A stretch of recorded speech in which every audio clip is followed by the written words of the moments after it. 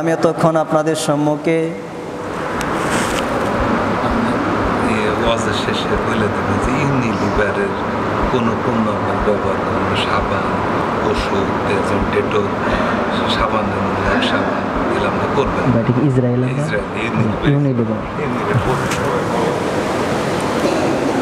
আলহামদুলিল্লাহ। তো আমি এতক্ষণ আপনাদের সম্মুখে পবিত্র কোরআনুল কারিম হতে বলতেছিলাম। আল্লাহ পাক রব্বুল আলামিন সূরাতুশ শূরার 23 নম্বর আয়াত নাজিল করলেন, উল্লা আসআলুকুম আলাইহি আজরান ইল্লাল মাওয়াদ্দাতা ফিল কুরবা। এই আয়াতে কারিমার ভিতরে রসুলে পাক রহমাতুল লিল আলামিন আমাদেরকে লক্ষ্য করে বললেন, লা আসআলুকুম আলাইহি আজরান ইল্লাল মাওয়াদ্দাতা ফিল কুরবা। হে আমার উম্মতেরা, আমার দাওয়াতের বিনিময়ে, পরিশ্রমের বিনিময়ে, চোখের পানির বিনিময়ে, অনাহারের বিনিময়ে, কষ্টের ঘামের বিনিময়ে, আমার উহুদের ময়দানে 2 দাঁত মোবারক শহীদ হওয়ার বিনিময়ে, অর্থাৎ আমার যাবতীয় পরিশ্রম রব্বি হাবলি উম্মাতি বলে চোখের পানি সারার বিনিময়ে তোমাদের কাছে কিচ্ছুই চাই না, মাত্র একটা জিনিস চাই। সেটা কি? সেটা হলো তোমরা আমার আহলি বাইতকে মহব্বত করবা, পাকে পাঞ্জাতনকে মহব্বত করবা, আমার হাসানকে মহব্বত করবা, আমার হুসাইনকে মহব্বত করবা, আমার আলীকে মহব্বত করবা, আমার ফাতেমাকে মহব্বত করবা। জবান খুলে বলুন সুবহানাল্লাহ। এই আয়াতে কারিমাকে কেন্দ্র করে হযরত আব্দুল্লাহ ইবনে আব্বাস রাদিয়াল্লাহু তাআলা আনহু, হযরত ইমাম জয়নুল আবিদিন রাদিয়াল্লাহু তাআলা আনহু, ইমাম শাফি রহমাতুল্লাহি আলাইহি এবং সাহাবায়ে কেরামের একটা বিরাট জামাত, তারা বলেছেন আল্লাহ পাক রব্বুল আলামিন এই আয়াতে কারিমা নাজিল করে ইমাম হাসানকে মহব্বত করা, ইমাম হুসাইনকে মহব্বত করা, হযরত আলীকে মহব্বত করা, মা ফাতিমাকে মহব্বত করা সকল উম্মতের জন্য ফরজ করে দিয়েছেন। জবান খুলে বলেন না সুবহানাল্লাহ। উনাদেরকে মহব্বত করা কেমন ফরজ? নামাজ ফরজ, রোজা রাখা ফরজ, হজ যাকাত ফরজ, কিন্তু নামাজ পড়া 24 ঘন্টা ফরজ নয়। 24 ঘন্টার ভিতরে 5 ওয়াক্ত ফরজ। আহলে বায়াত পাকে পাঞ্জাতনকে মহব্বত করা 24 ঘন্টার জন্য ফরজ। রোজা রাখা 12 মাস ফরজ নয়, মাত্র 1 মাস ফরজ, কিন্তু আহলে বায়াতকে মহব্বত করা 12 মাসের জন্য ফরজ। হজ এবং যাকাত সবার উপর ফরজ নয়, ধনীদের উপরে ফরজ। আহলে বায়াতকে মহব্বত করা ধনী বলেন, গরিব বলেন, নারী বলেন, পুরুষ বলেন, প্রত্যেকটা মুহূর্তে আহলে বায়াতকে মহব্বত করা ফরজ। ফরজ করে দিয়েছেন কে? কথা বলেন, ফরজ করে দিয়েছেন কে? আল্লাহ। ইমাম শাফি রহমাতুল্লাহি আলাইহি উনি বলেন, ইয়াকফিকুম মিন আযীমিল কদরে আন্নাকুম মাল্লাম ইউসাল্লি আলাইকুম লা সালাতা লাহু। তোমরা যদি আহলে বায়াতের উপরে দরুদ শরীফ না পড়ো, তোমার নামাজ কবুল হবে না, রুকু কবুল হবে না, সিজদা কবুল হবে না, সূরা ফাতিহা কবুল হবে না। তো আহলে বায়াতের মহব্বতের গুরুত্ব আছে না নাই?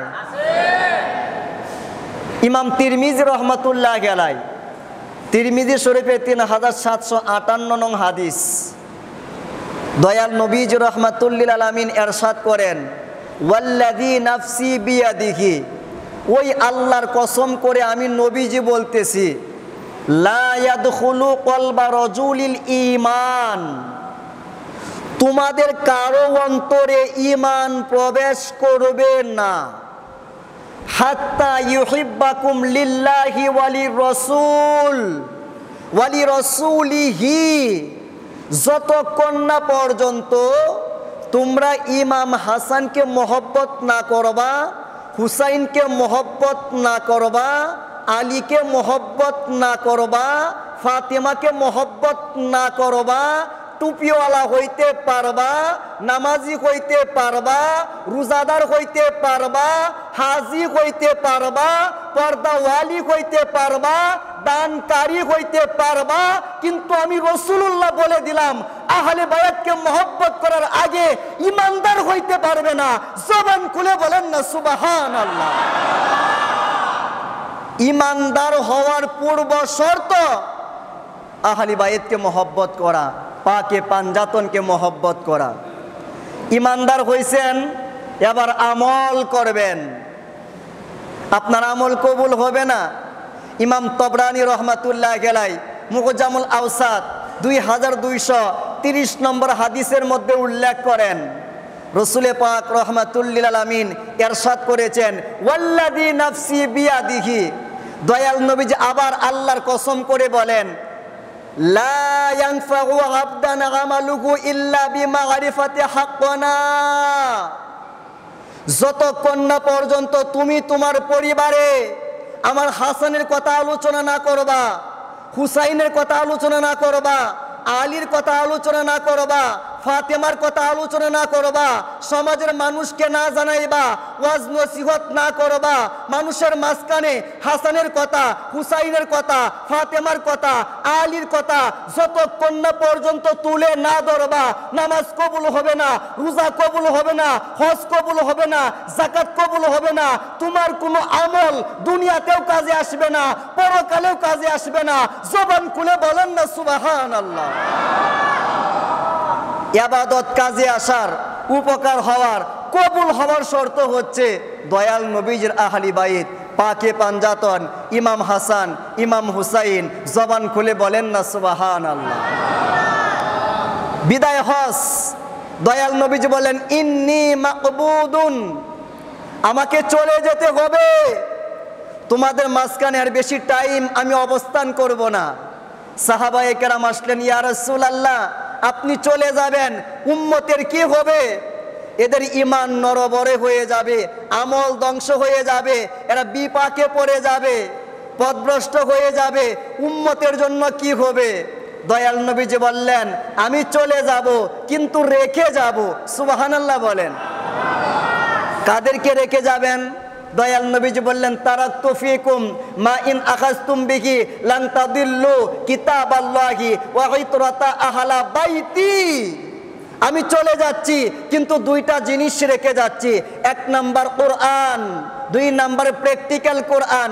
আমার আহলি বাইত, আমার হাসান, আমার হুসাইন, আমার আলী, আমার ফাতেমা, হে উম্মতে মুহাম্মাদি, তোমরা যদি আমার পরে কোরআনকে ধরার মতো ধরতে পারো, কোরআনকে ধরার মতো ধরলে হবে না, আলীকে মহব্বত করতে পারো, ফাতেমাকে মহব্বত করতে পারো, হাসানকে মহব্বত করতে পারো, হুসাইনকে মহব্বত করতে পারো, আমি নবী বলে দিলাম লান তাদিল্লু, তোমার 14 গোষ্ঠী মিলে যদি তোমাকে পথভ্রষ্ট করার চেষ্টা করে, কিন্তু তুমি যদি হাসানের পক্ষে থাকো, হুসাইনের পক্ষে থাকো, ফাতেমার পক্ষে থাকো, আলীর পক্ষে থাকো, কিয়ামত পর্যন্ত দুনিয়ার কোন গোষ্ঠী তোমাকে আহলে বায়তের মহব্বতের কারণে পথভ্রষ্ট করতে পারবে না।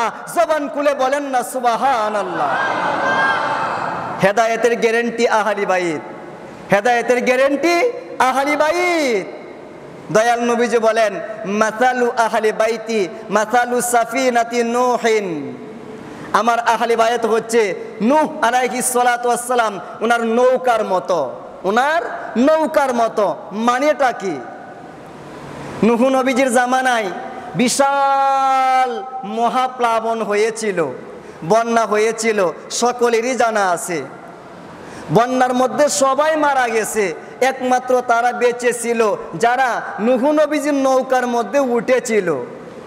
দয়াল নবীজি বলেন, সেই বিশাল মহাপ্লাবন আমার উম্মতের মাঝখানেও আসবে, উম্মতের মাঝখানে ফিতনা চলে আসবে, ঈমান ধরে রাখা বড় কঠিন হবে। সকালবেলায় ঈমানদার, বিকালবেলায় কাফের হবে, বিকালে ঈমানদার, রাত্রবেলায় কাফের হয়ে যাবে। বিশাল মহাপ্লাবন, ফিতনার সাগর, ফিতনার বন্যা হচ্ছে, উম্মত রক্ষা কেমনে পাবে? দয়াল নবীজি বলেন, তোমরা যদি আহলে বায়াতের নৌকায় উঠতে পারো, হাসানের নৌকায় উঠতে পারো, হুসাইনের নৌকায় উঠতে পারো, আলীর নৌকায় উঠতে পারো, ফাতেমার নৌকায় উঠতে পারো, যেই ব্যক্তি মান রাকিবা ফিকা নাজা, যেই ব্যক্তি আহলে বায়াতের মহব্বতের নৌকায় উঠে যাবে, সেই ব্যক্তি কিয়ামতের আগ মুহূর্ত পর্যন্ত হেদায়েতের পথেই থাকবে। জবান খুলে বলেন না সুবহানাল্লাহ। নাজাতের গ্যারান্টি মহান আহলি বাইত, পাকে পাঞ্জাতন ইমাম হাসান ইমাম হুসাইন। কিয়ামতের ময়দানে রসুলে পাক রহমাতুল্লিল আলামিন মাজমাউ জাওয়ায়েদের ভিতরে হাদিসে মোবারক এসেছে 8993 নম্বর হাদিস। দয়াল নবীজি বলেন, ইন্নী সাইলুকুম ইয়াউমাল কিয়ামাতে আনিসনাইন, কিয়ামতের ময়দানে আমি রাসূলুল্লাহ প্রত্যেকটা উম্মতকে ধরে ধরে দুইটা জিনিস সম্পর্কে জিজ্ঞাসা করব। এক নাম্বার কি? আনিল কুরআন, কিয়ামতের ময়দানে আমি রাসূলুল্লাহ প্রত্যেকটা উম্মতকে কুরআন সম্পর্কে প্রশ্ন করব। দুই নাম্বার ওয়া আন ইতরাতি, দুই নাম্বার কিয়ামতের ময়দানে আমি রাসূলুল্লাহ প্রত্যেকটা উম্মতকে ধরে ধরে আমার হাসানের মহব্বত সম্পর্কে, আমার হুসাইনের মহব্বত সম্পর্কে, আমার আলীর মহব্বত সম্পর্কে, আমার ফাতেমার মহব্বত সম্পর্কে, আমার আহলি বাইত পাকে পাঞ্জাতনের মহব্বত সম্পর্কে জিজ্ঞাসা করব। জবান খুলে বলেন না সুবহানাল্লাহ। তাহলে গুরুত্ব আছে না নাই? সবাই বলেন না গুরুত্ব আছে না নাই? ইমাম তবরানী রহমাতুল্লাহ আলাইহি মুজামুল কবিরের 11177 নম্বর হাদিসের মধ্যে উল্লেখ করেন। উক্ত হাদিসের বর্ণনাকারী হচ্ছেন হযরত আব্দুল্লাহ ইবনে আব্বাস রাদিয়াল্লাহু তাআলা আনহুমা। দয়াল নবীজি রহমাতুল্লিল আলামিন বলেন, লা তাজুলা কদামা আবদিন ইয়াউমাল কিয়ামাতি হাত্তা ইউসআলা আন আরবাঈন, কিয়ামতের ময়দানে আল্লাহ পাক রব্বুল আলামিন প্রত্যেকটা বান্দাকে 4টা প্রশ্ন করবেন। এই 4টা প্রশ্নের উত্তর দেওয়ার আগে একটা বান্দাও একটা কদম সামনে রাখতে পারবে না, অগ্রসর হতে পারবে না। অর্থাৎ প্রত্যেকটা বান্দাকে, প্রত্যেকটা উম্মতকে, প্রত্যেকটা মুমিন মুসলমান মুত্তাকি বান্দাকে 4টা প্রশ্ন করা হবে। 4টা প্রশ্নের উত্তর দেওয়ার আগ পর্যন্ত একটা কদম সামনে যাইতে পারবে না, অগ্রসর হইতে পারবে না। সবাই বলেন প্রশ্ন কয়টা? সবাই বলেন না কয়টা? 4টা। এক নাম্বার আন উমরিহি ফিমা আফনাহু, আল্লাহ পাক জিজ্ঞাসা করবেন, আমি তোমাকে হায়াত দিয়েছিলাম, হায়াত কোন কাজে ব্যয় করেছো? ওয়া আন জাসাদিহি ফিমা আবলাহু, আমি তোমাকে যৌবন দিয়েছিলাম, যৌবন কোন কাজে তুমি ক্ষয় করেছো? 3 নাম্বার ওয়া আন মালিহি ফিমা আনফাকাহু ওয়া মিন আইনা কাসাবাহু, আল্লাহ পাক জিজ্ঞাসা করবেন, আমি তোমাকে সম্পদ দিয়েছিলাম, সেই সম্পদ কোন কাজে ব্যয় করেছ, অথবা তোমার সম্পদ কোন জায়গা থেকে ইনকাম করেছ। 4 নাম্বার ওয়া আন হুব্বিনা আহলাল বাইত, 4 নম্বরে রসুলে পাক রহমাতুল্লিল আলামিন প্রত্যেকটা উম্মতকে ধরে ধরে, প্রত্যেকটা মুসলমানকে ধরে ধরে ইমাম হাসানের মহব্বত সম্পর্কে জিজ্ঞাসা করবেন, ইমাম হুসাইনের মহব্বত সম্পর্কে জিজ্ঞাসা করবেন, হযরত আলীর মহব্বত সম্পর্কে জিজ্ঞাসা করবেন, মা ফাতেমার মহব্বত সম্পর্কে জিজ্ঞাসা করবেন। উম্মত যতক্ষণ না পর্যন্ত হাসানের মহব্বত, হুসাইনের মহব্বত, মাওলা আলীর মহব্বত, মা ফাতেমার মহব্বতে বিজয়ী হইতে না পারবে, পাশ করতে না পারবে, একটা উম্মত কিয়ামতের ময়দানে একটা কদম সামনে রাখতে পারবে না। জবান খুলে বলেন না সুবহানাল্লাহ। সম্মানিত বাবাজিরা, পবিত্র জিলহজ মাস চলে যাচ্ছে, সামনের মাস হচ্ছে মুহররম মাস। মুহররম মাস নামাজের কথা বলার মাস নয়, মুহররম মাস রোজার কথা বলার মাস নয়। আল্লাহ পাক 12 মাসের মধ্যে 11 মাস তোমাকে দিয়েছেন আলোচনা করো, কিন্তু মুহররম মাস মিম্বরে আতহারে একমাত্র আহলে বায়াতের আলোচনা হবে, পাকে পাঞ্জাতনের আলোচনা হবে, মা ফাতেমার আলোচনা হবে, মা হযরত মাওলা আলীর আলোচনা হবে, মাওলা আলী আলাইহিস সালাতু ওয়াস সালামের আলোচনা হবে। আর যেই মিম্বরে তাদের আলোচনা হবে না, আর কোনো সিমটম লাগবে না, আর কোনো চিহ্ন লাগবে না, আপনারা মনে করবেন অটোমেটিক ওরা এজিদের দলের অনুসারী। কথা বলেন ঠিক কিনা? মহান আল্লাহ পাক রব্বুল আলামিন আমাদেরকে যেন পূর্ব প্রস্তুতি নিয়ে মহান আহলি বাইত আলাইহিমুস সালাতু ওয়াস সালাম, ওনাদের প্রেম, ওনাদের গুরুত্ব, ওনাদের ভালোবাসা, ওনাদের মহব্বত সম্পর্কে আলোচনা করা এবং শোনার তৌফিক নসিব করেন। সকলেই বলুন আমিন। যারা সুন্নাত নামাজ পড়েন নাই সকলেই সুন্নাত নামাজ আদায় করে নেন। ওমা আলাই